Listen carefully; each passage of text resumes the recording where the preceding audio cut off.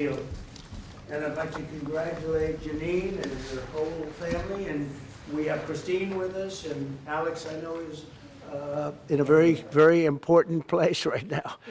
And the two children, but they're not children anymore. And I've heard that, Christine, you're doing unbelievably well and very successful at a great law firm. So it's great to have you with us. Thank you very much. Over 5 decades, Janine Pirro, known by millions as Judge Janine, has devoted her life to the pursuit of justice, the defense of freedom, and the fair, equal, and impartial rule of law. And that's what she's about. She was a great DA. I remember her very well. She was as good as anybody I've seen. She began a career in 1975 as an assistant district attorney in Westchester County, New York, where she prosecuted violent crimes. And that was a serious prosecution. And she went after real criminals, not fake criminals like we seem to do today, nowadays, people that shouldn't be prosecuted, including rape, murder, and was a tireless warrior on behalf of the most vulnerable people in our society. In that role, Janine helped create one of our country's first domestic violence bureaus. I think it was the first, Janine. And as its chief, she revolutionized victim protection and bold, innovative policies like very few people even thought of. In 1990, Janine became the first female judge in Westchester County history.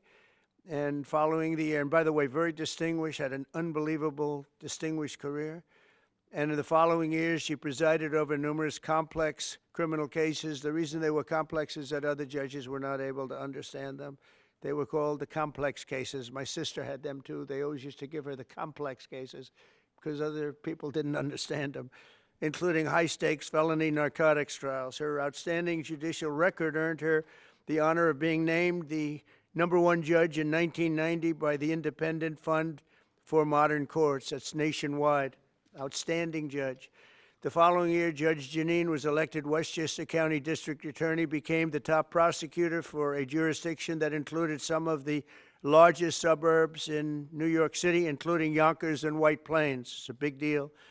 As district attorney, Janine tackled high-profile violent crime cases and established one of the nation's most successful cybercrime units to combat online child abuse. She was way ahead of a lot of people. They still aren't there, if you get right down to it. I mean, from what I hear, they're still not there in many cases back there where we come from. In addition to her stellar legal career, Janine also excelled in news media as you know, and she's become one of the most beloved political figures through her time on television, because she's been very, very successful at a thing called television. She got out of what she was doing, and frankly, she does them both great, but she's really, to me, she'll always be known as a great lawyer and a great prosecutor, which is what she's doing now. So Janine Pirro, I have no doubt, will be an exceptional U.S. Attorney for the District of Columbia, one of the truly most important positions in our country, of any position, where she will restore public safety in our nation's capital, break up vicious street gangs and criminal networks, and ensure equal justice under the law. You'll see very, very big improvements in the D.C. area, that I can promise you. So I want to congratulate Janine. I want to congratulate you and Christine and your whole family on this undertaking. And as you know, Pam Bondi is doing an unbelievable job as our real leader in the fight against crime. And Pam heard about this, and Pam said, I'll have to find time for Janine. She doesn't have time to do this, but for Janine she did, and she's going to be doing the swearing in. So Pam, thank you very much for the great job you're doing and for swearing in our friend, Justice Janine. Good. Thank you. Come on up.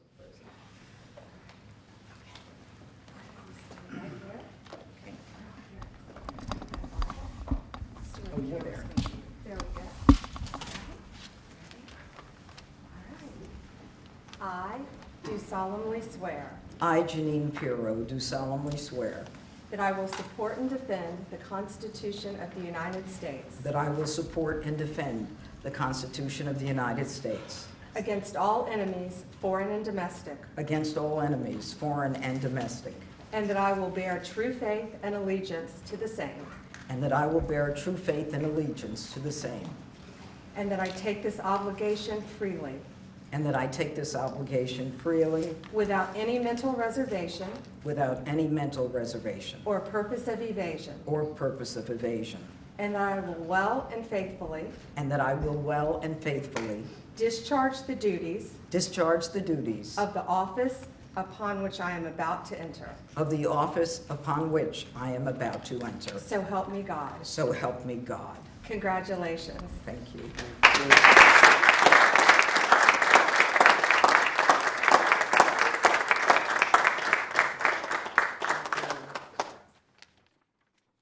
Thank you, Mr. President, and thank you, Madam Attorney General, both my friends for many years. Long ago, I went to law school to study about justice and to bring justice to victims of violent crimes, women, children, and the elderly. I fought to give them a voice in a system that was both blind and deaf to their concerns. I dedicated my heart and soul to making sure that there was a system that responded to them. My profile and my prosecutorial successes garnered public attention, and my life took unexpected turns. Through all of this, President Trump, you have remained as steadfast as one of my earliest supporters and champions. You never wavered. You were always steadfast, trustworthy, and confident. Today, Mr. President, you bring me back to my roots. And it is a larger arena, but no less an arena where we need justice, where we need to send a message that justice will be honored in the District of Columbia. And just last week, here in our nation's capital, two people on the brink of beginning their life had hopes and dreams that were never realized because a cold-blooded murderer made a decision to shoot them down on the streets on a cold, rainy night in our nation's capital. This will not go without just accounting. My voice should be heard loud and clear. No more tolerance of hatred, no more mercy for criminals. Violence will be addressed directly with the appropriate punishment. And this city will again become a shining city on a hill in an America that President Trump has promised to make great again and will make safe again. Mr. President, America thanks you, and I thank you.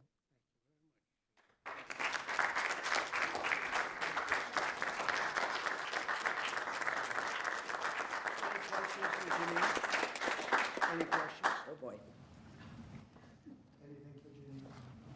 You just want to talk to him, I get it. She's going to be fantastic. Thank you very much. Thank you. Really, Thank you. there's no question, because there's no doubt. We have no doubt you're going to be fantastic. Thank you, Mr. President. Mr. President, on Russia. Mr. President, on Russia. Mr. President. On Russia, Mr. President. Please. Do you believe the Russians are being disrespectful when they say that your criticisms of Putin are simply an emotional response? And do you still believe that Putin actually wants to end the war? I can't tell you that, but I'll let you know in about 2 weeks. Within 2 weeks, we're going to find out very soon. We're going to find out whether or not he's tapping us along or not. And if he is, we'll respond a little bit differently. But it'll take about a week and a half, 2 weeks. We have Mr. Witkoff is here, who's doing a phenomenal job, is dealing with them very strongly right now. They seem to want to do something, but until the document is signed, I can't tell you. Nobody can. I can say this. That I'm very disappointed at what happened a couple of nights now, where people were killed in the middle of what you would call a negotiation. I'm very disappointed by that. Very, very disappointed. Yeah, please. You've called for an end to the Gaza war. Given the growing humanitarian crisis and the decision of Prime Minister Netanyahu to expand the military operation, do you have any frustration with his handling of the situation of the war? No, we're dealing with the whole situation in Gaza. We're getting food to the people of Gaza. It's It's been a very nasty situation, very nasty fight. October 7th was a very nasty day, the worst that I think I've ever seen. It was a horrible day, and people aren't going to forget that either. So we'll see how that all works out. And Steve, would you want to say a couple of words about Gaza because you just have some information? Steve Witkoff, do you want to come up for a second? You might give them a little bit of information as to what's happening with Gaza and also Israel. We're having some very good talks with Iran. We'll find out whether that means anything, but we're having good talks. Congratulations. Well, hi everybody. I think that we are on the precipice of sending out a new term sheet that hopefully will be delivered later on today. The President is going to review it, and I have some very good feelings about getting to a long-term resolution, temporary ceasefire, and a long-term resolution, a peaceful resolution of that conflict. Mr. President, you said It's having to do with Iran. We're having very good talks with Mr. President, you said yesterday that Putin is playing with fire. What will be the consequences for Russia if Russia continues to Well, I'm attack? not going to tell you exactly, but the words speak pretty loud. We're not happy about that situation. I think we're doing very well with Iran. I think we're doing very well with Gaza, but we are doing very well with Iran, and I think we're going to see something very sensible, because there are only two outcomes. You know what the two outcomes is: a smart outcome and there's a violent outcome, and I don't think anybody wants to see the second. But I think we've made a lot of progress, and we'll see. You know, they still have to agree to the final stages of a document, but I think you could be very well surprised what happens there, and it'd be a great thing for them. They could have a great country into the future. Yeah. Mr. President, Elon Musk in a television interview criticized the one big, beautiful bill, saying he was disappointed it didn't cut enough, essentially, that it undercut the DOGE efforts. What's your reaction to that? Well, the reaction's a lot of things. Number one, we have to get a lot of votes. We can't be cutting, we need to get a lot of support, and we have a lot of support. We had to get it through the House. The House was, we have no Democrats. You know, if it's up to the Democrats, they'll take the 65% increase. You know, if that doesn't get approved, this country is going to have a 65% increase in taxes and lots of other problems, big problems, almost bigger than that. But we'll have a 65% increase as opposed to the largest tax cut in the history of our country. We will be negotiating that bill, and I'm not happy about certain aspects of it, but I'm thrilled by other aspects of it. That's the way they go. It's very big. It's the big, beautiful bill, but the beautiful is because of all of the things we have. The biggest thing being, I would say, the level of tax cutting that we're going to be doing. We're going to make people really be able to, we'll have the lowest tax rate we've ever had in the history of our country, and tremendous amounts of benefit are going to the middle-income people of our country, low and middle-income people of our country. So we're going to see what happens, because the Senate, as you know, is negotiating with us, and they have to then go back to the House, and, you know, it's got a way to go. But I have to say, Speaker Johnson and Thune have done an incredible job. John Thune has done a fantastic job, and they're working together with me and others. And I think we have an amazing, if we pull this off, remember, we have 0 Democrat votes because they're bad people. There's something wrong with them. You know, they'll let people pour into our country. Single biggest problem is we had 21 million people pour into our country, probably higher than that. And they're people that weren't supposed to be here. And many of those people are bad. Murderers, drug dealers, the mentally insane. They were closing mental institutions all over the world, not South America, all over the world. They're coming into our country, and we're getting them out. And we're having a hard time because some judges aren't making it very easy for us, and it's tough enough. They approved that. They allowed that to happen to our country. We don't have one Democrat vote. And if I were a Democrat, I'd be voting for this bill, and I'd get elected to any position I want as a Democrat. They're crazy. They're voting for a 65% tax increase, and they're only doing it for hatred. They're not doing it for any reason. They know it's terrible. Terrible politics, in my opinion. But so we have no Democrat votes. That means we have to get almost all Republican votes, and I think we're very close to doing that. I think it'll be very successful. Yeah, please. Mr. President, Wall Street analysts have coined a new term called the taco trade. They're saying Trump always chickens out on your tariff threats, and that's why markets are higher this week. What's your response to that? I kick out? Chicken out. Oh, isn't that nice? Chicken out. I've never heard that. You mean because I reduced China from 145% that I set down to 100 and then down to another number? And I said you have to open up your whole country. And because I gave the European Union a 50% tax tariff, and they called up and they said, please, let's meet right now. Please, let's meet right now. And I said, okay, I'll give you till July 9. I actually asked them, I said, what's the date? Because they weren't willing to meet. And after I did what I did, they said, we'll meet anytime you want. And we have an end date of July 9th. You call that chickening out? Because we have $14 trillion now invested, committed to investing when Biden didn't have practically anything. This country was dying. You know, we have the hottest country anywhere in the world. I went to Saudi Arabia. The king told me. He said, we have the hottest country in the world right now. 6 months ago, this country was stone cold dead. We had a dead country. We had a country people didn't think it was going to survive, and you ask a nasty question like that. It's called negotiation. You set a number. And if you go down, if I set a number at a ridiculous high number and I go down a little bit, a little bit, they want me to hold that number, 145% tariff. Even I said, man, that really got up. You know how it got? Because of fentanyl and many other things, and you added it up. I said, where are we now? We're at 145%. I said, whoa, that's high. That's high. They were doing no business whatsoever, and they were having a lot of problems. We were very nice to China. I don't know if they're going to be nice to us, but we were very nice to China.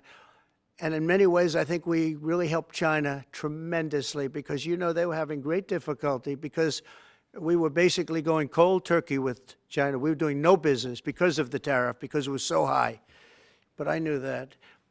But don't ever say what you said. That's a nasty question. Go ahead. To me, that's the nastiest question. Wait a minute. Wait. Go ahead, please.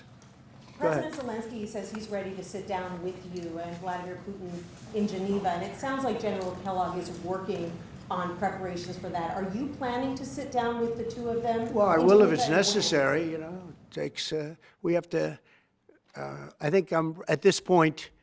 I wish it would have been that way a couple of months ago, but at this point, we're working on President Putin, and we'll see where we are.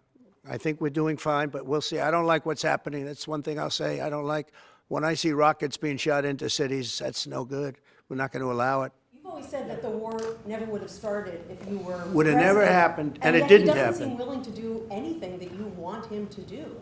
Do you still believe that he wouldn't have launched the war? No. We would have never had a war. We would have never had a war. If I were president, if the election weren't rigged, you wouldn't have had the war. You wouldn't have had the war. You wouldn't have had inflation. You wouldn't have had October 7th. That would have never happened because Iran was stone cold broke. They didn't have any money to give to Hamas or Hezbollah. You wouldn't have had that Afghanistan most embarrassing moment in the history of our country. You wouldn't have had any of it. You wouldn't have had inflation because energy costs. Look what happened. I brought inflation down to practically zero. And all of the groceries and all of the eggs and all of the things that you've been hearing about, they're back down. They're way down from where they were. I did something in 4 months that nobody's seen. And I have to say, in 4 months, and I said it before, and everyone's talking about it all over the world, we've got the hottest country anywhere in the world right now. We're the only country anybody's even talking about.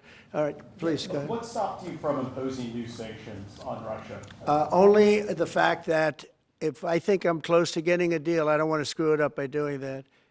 Let me tell you, I'm a lot tougher than the people you're talking about, but you have to know when to use that. If I think it's going to hurt a deal, this isn't my war. This is Biden's war, Zelensky's war, and Putin's war. This isn't Trump's war. I'm only here for one thing, to see if I can end it, to save 5,000 lives a week and a lot of money, the money being much less important, because I made that money. I went to Saudi Arabia, Qatar, and UAE, and we brought back $5.1 trillion. So I made that money in about 2 hours, the money that we're talking about, but it's still think of it, $300 billion we've spent with no checks, no balances. They just send cash. You can imagine what's happened to that money. I never saw anything like it in my life. But I'm more interested because I picked up $5.1 trillion and, by the way, got a beautiful, big, magnificent, free airplane for the United States Air Force, okay?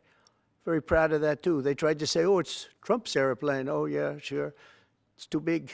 Frankly, it's too big, much too big. When can we expect that to be the Air Force One?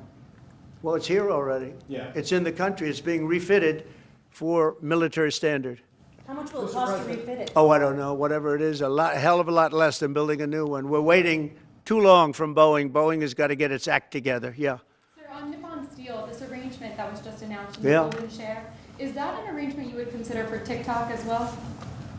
Nothing to do with TikTok. Totally different kind of a deal. We'll have to get, to do it properly, we'll probably have to get China's approval. China's never easy. China's never easy. But I think we'll be able to save TikTok. I'd like to save TikTok. I mean, TikTok was very good to me. I won the young people by 37%. No Republicans ever won, and I won by 37%. And Charlie Kirk will tell you TikTok helped, but Charlie Kirk helped also. Oh, he just happens to be here. Look at him. He loves that we mentioned that name, right, Charlie? He's done great, and I appreciate all the help. But with young people, we won by 37%, Charlie, and you helped. But TikTok was amazing. And he was the first one. He said, get on TikTok. So I have a little bit of a warm spot. I know I shouldn't. They'll say, quid pro quo, put him in jail for the rest of his life, quid pro quo. No, TikTok was very good to me. I won young people. I don't know if it was because of TikTok, but it was something happened. No Republican has ever won they call them young people. Young people, you can define it a lot of different ways, but I won every age group in young people. And it never happened, and won by 37%. That's a lot. Yeah. Back on Iran, did you warn Prime Minister Netanyahu against taking some sort of actions that could disrupt the talks there in a phone call last week? Well, I'd like to be honest. Yes, I did. Next question, please. Just last on sanctions. I did, yeah. If Senate Republicans want to push It's not a warning. I said I don't think it's appropriate. What exactly did you tell him? Did you I just caution said him? I don't think it's appropriate. We're having very good discussions with him, and I said I don't think it's appropriate right now. Because if we can settle it with a very strong document, very strong, with inspections and no trust. I don't trust anybody. I don't trust anybody. So no trust. I want it very strong where we can go in with inspectors. We can take whatever we want. We can blow up whatever we want, but nobody getting killed. We can blow up a lab, but nobody's going to be in the lab, as opposed to everybody being in the lab and blowing it up, right? Two ways of doing it. Yeah, I told him this would be inappropriate to do right now because we're very close to a solution. Now, that could change at any moment. Could change with a phone call. But right now, I think they want to make a deal, and if we can make a deal, save a lot of lives. When do you think a deal could happen on Iran? On which? A deal with Iran could happen. When do you Oh, I think? don't know. I think over the next couple of weeks, if it happens. Yeah. And on the, when could the administration resume the interviews for foreign students' visa? When do you think your administration could resume these interviews? On what? For the foreign student visa. Yesterday there was... For the French visas? For the French too, but all the foreign students. Oh, for the foreign visas? What are you referring? Foreign visas for what? Are you talking about for colleges? College Okay, so students. you're off of Israel. Now you're talking about colleges, right? Yes, now. Okay. Well, we're going to see. Look, Harvard has been a disaster. They've taken $5 billion plus. $5 billion. Nobody knew that they were making this kind. If we didn't do this, we would have never found this out, Pam. They're taking $5 billion. And I'd rather see that money go to trade schools. And by the way, they're totally anti-Semitic at Harvard, as you know, and some other colleges too, in all fairness to them. And it's been exposed, very exposed. And I think they're dealing very badly. Every time they fight, they lose another $250 million. Yesterday we found another $100 million. And they have, they have a fund, an endowment, $52 billion. All right? They get a lot of that from the United States. And I think it's ridiculous. I think this, everyone's coming up to me saying, we love the idea of trade schools. with that kind of money, and money from others, but money from them, you can have the best trade schools anywhere in the world. You give them to Iowa, Indiana, lots of good states, well-run states, and you give them the money, they can only be used for trade schools, and they'll teach people how to build motors and cars and AI, you know, the AI, we're building plants, we're building hundreds of billions of dollars worth of AI plants, already started, many of them. We've never had a boom like we're having now. You're going to see it. There's never been anything like it. So we're up to about $14 trillion in investments. There's never been anything even close. You look at Biden, this guy, they had people leaving as opposed to investing. And they're doing it because of November 5th, and they're doing it because of the tariffs. The tariffs have been tremendous. Well, I can promise you, and I have great respect for the people at the European Union, they wouldn't be over here today negotiating if I didn't put a 50% tariff on. The sad thing is now when I make a deal with them, it's something much more reasonable. They'll say, oh, he was chicken. He was chicken. That's so unbelievable. I usually have the opposite problem. They say, you're too tough.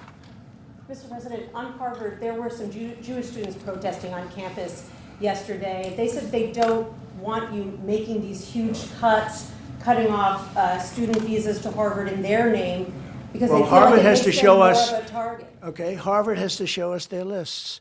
They have foreign students. About 31% of their students are foreign-based, almost 31%. We want to know where those students come. Are they troublemakers? What countries do they come? And we're not going to, if somebody is coming from a certain country and they're 100% fine, which I hope most of them are, but many of them won't be, you're going to see some very radical people. They're taking people from areas of the world that are very radicalized, and we don't want them making trouble in our country. So I saw yesterday that in the middle of the UK, there was a nice young man. He wants to go back to school at Harvard, and he looked good to me, but I want to check his past. But we want to be able to see why, you know, these countries aren't helping us. They're not investing in Harvard and all of our, we are. So why would 31%, why would a number so big? I think, number one, I think they should have a cap of maybe around 15%, not 31%. We have people who want to go to Harvard and other schools. They can't get in because we have foreign students there. But I want to make sure that the foreign students are people that can love our country. We don't want to see shopping centers exploding. We don't want to see the kind of riots that you had. And I'll tell you what, many of those students didn't go anywhere. Many of those students were troublemakers caused by the radical left lunatics in this country. All right, one more question. Mr. President, on Harvard, Yeah, go ahead, please. Will you pardon the people who are accused of conspiring to kidnap Michigan Governor Gretchen Whitmer? I'm going to look at it. I will take a look at it. It's been brought to my attention. I did watch the trial. It looked to me like somewhat of a railroad job. I'll be honest with you. It looked to me like some people said some stupid things. You know, they were drinking, and I think they said stupid things. But I'll take a look at that. And a lot of people are asking me that question from both sides, actually. A lot of people think they got railroaded. A lot of people think they got railroaded. And probably some people don't. One more. Go ahead. Mr. Yeah.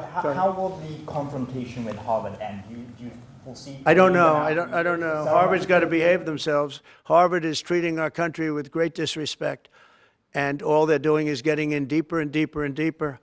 They've got to behave themselves. You know, I'm looking out for the country and for Harvard. I want Harvard to do well. I want Harvard to be great again, probably, because how could it be great? How could it be great when you have Harvard announced 2 weeks ago that they are going to teach remedial mathematics, remedial, meaning they're going to teach low-grade mathematics, like 2 + 2 is 4.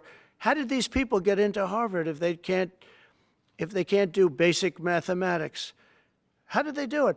I mean, people with 1,600 in their boards don't get in, and they're letting people in, and they're bragging about how they're teaching them basic mathematics. Where did these people come from? So we have to look at the list, and Harvard has to understand the last thing I want to do is hurt them. They're hurting themselves. They're fighting. You know, Columbia has been really, they were very, very bad what they've done. They're very anti-Semitic and lots of other things. But they're working with us on finding a solution.